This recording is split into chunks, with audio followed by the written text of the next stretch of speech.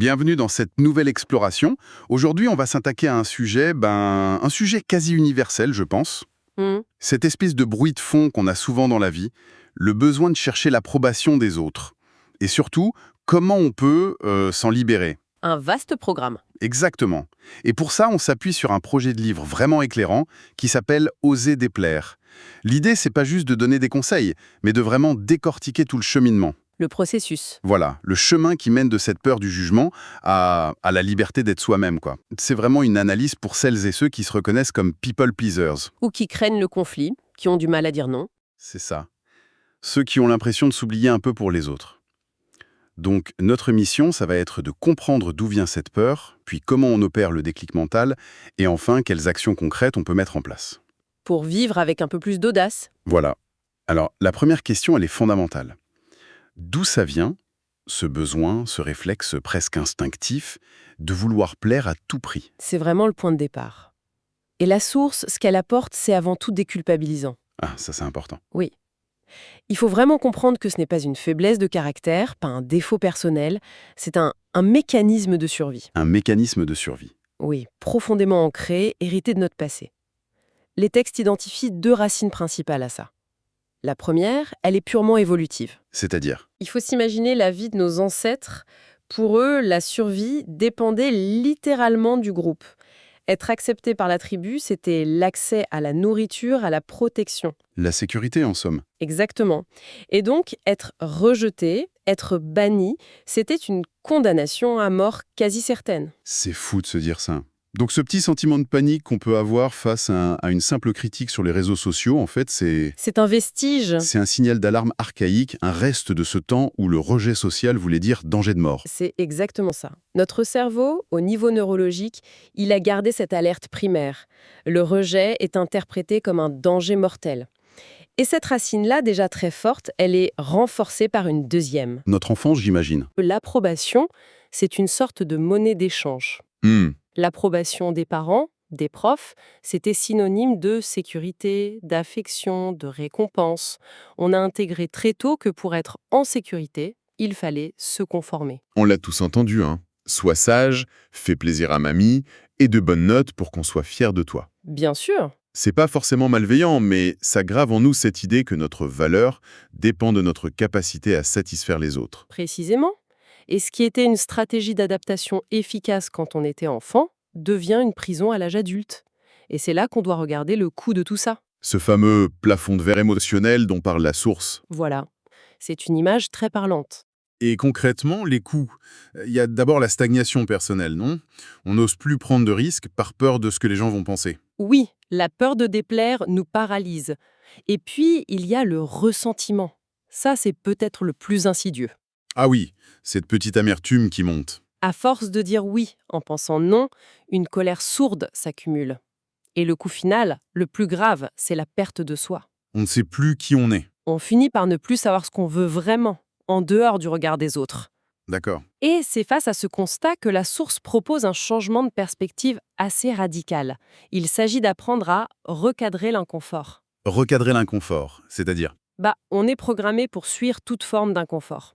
Mais le texte distingue la douleur destructive, celle qui nous nuit, de ce qu'il appelle l'inconfort de croissance. L'inconfort de croissance, j'aime bien cette idée.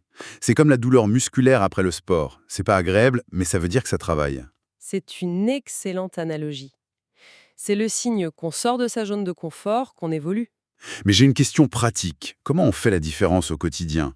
Quand on sent ce malaise en voulant dire non, comment on sait si c'est de la croissance ou si on est juste en train de créer un conflit? C'est une très bonne question. La distinction se fait souvent au niveau de l'intention, des valeurs. D'accord.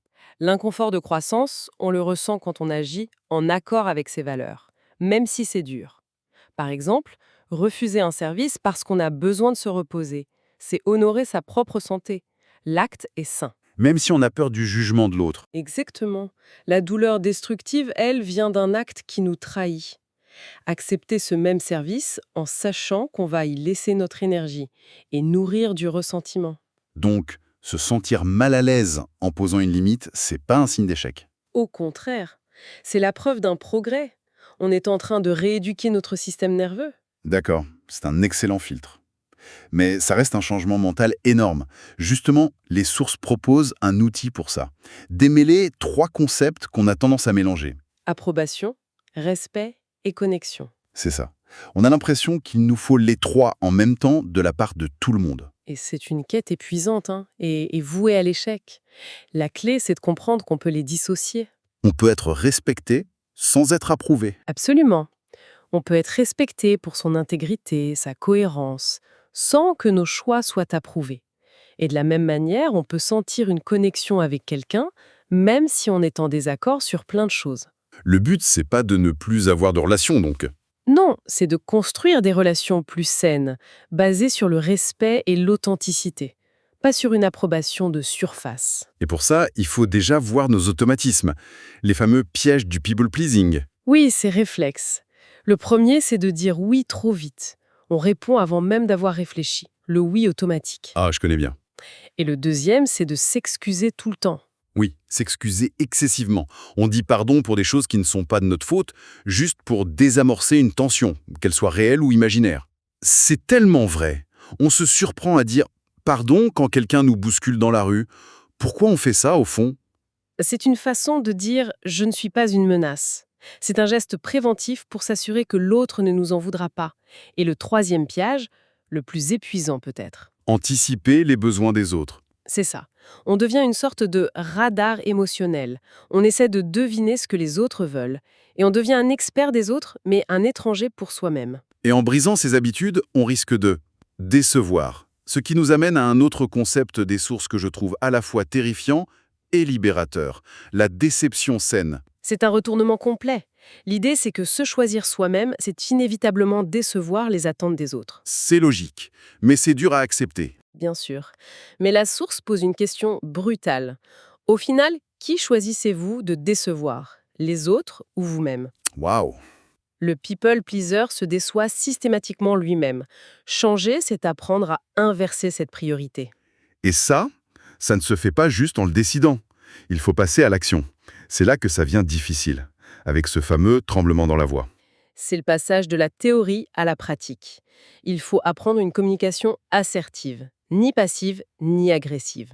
Utiliser le jeu au lieu du tu, ce genre de choses. Par exemple, je me sens dépassé plutôt que tu me donnes trop de travail. C'est une compétence, ça se travaille.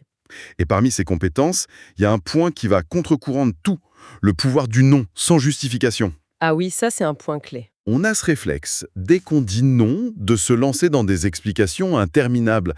Non, parce que j'ai la cousine, le chat, la météo. On veut prouver que notre raison est légitime. Et la source explique que c'est une erreur stratégique. Justifier ses limites, c'est inviter à la négociation. C'est donner des arguments à l'autre pour qu'il les démonte. Alors qu'un non, dit fermement mais respectueusement, se suffit à lui-même.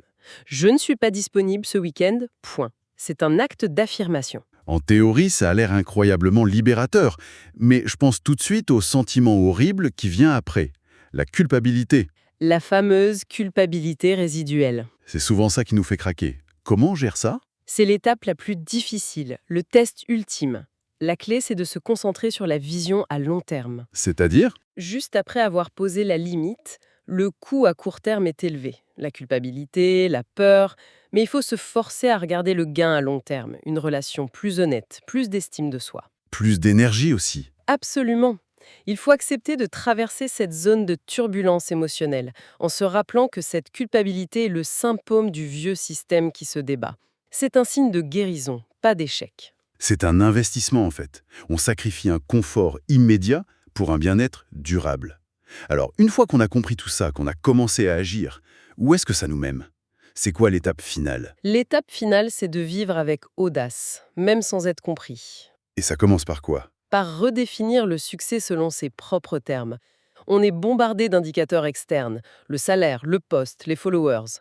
Se libérer de ça, c'est créer sa propre boussole interne. J'imagine que suivre sa propre boussole, ça veut dire qu'on va forcément prendre une direction que certains ne comprendront pas. Inévitablement. Et ça mène au concept ultime. Trouver la paix dans le fait d'être incompris. La phrase « on ne peut pas plaire à tout le monde » devient une vraie stratégie de vie. On accepte que certaines personnes ne valideront pas nos choix, et c'est normal. Et la source va encore plus loin. Oui, avec une idée que je trouve d'une puissance immense. laisser les autres avoir tort à notre sujet. Attendez, laisser les autres avoir tort à notre sujet. Il faut un moment pour intégrer ça. C'est un lâcher-prise total. C'est un changement de paradigme complet. Ça veut dire qu'on arrête de dépenser une énergie folle à essayer de corriger la perception que les autres ont de nous. Une bataille qu'on ne peut de toute façon jamais gagner. Leur opinion leur appartient. Précisément, elle est le fruit de leur histoire, de leur filtre. Elle ne définit pas notre valeur. C'est une libération émotionnelle incroyable. Mais ça demande une sacrée force intérieure pour maintenir le cap face à la critique. Ça demande de construire une forte résilience émotionnelle, oui, d'avoir des ancrages solides. C'est le fruit de tout le travail accompli avant. C'est un sacré voyage. Si on récapitule, on est parti de la compréhension des racines de cette peur, ce mécanisme de survie. On a vu le déclic mental en distinguant approbation, respect et connexion. Puis on est passé à l'action concrète avec le pouvoir du non. Et la gestion de la culpabilité? Exactement. Et enfin, on arrive à cette liberté intérieure où on vit en suivant sa propre boussole, en paix avec le fait d'être parfois incompris. Il y a une phrase dans la source qui résume tout ça magnifiquement. Laquelle? Le monde a besoin de qui vous êtes vraiment, pas de qui vous prétendez être. Je trouve ça d'une force incroyable comme encouragement final. C'est une conclusion parfaite. Les sources nous donnent vraiment un guide remarquable pour se libérer. Et ça soulève une question essentielle pour la suite, une pensée à méditer. Je vous écoute. Une fois qu'on parvient à faire taire le bruit des attentes des autres, qu'est-ce que sa propre voix intérieure a réellement à dire?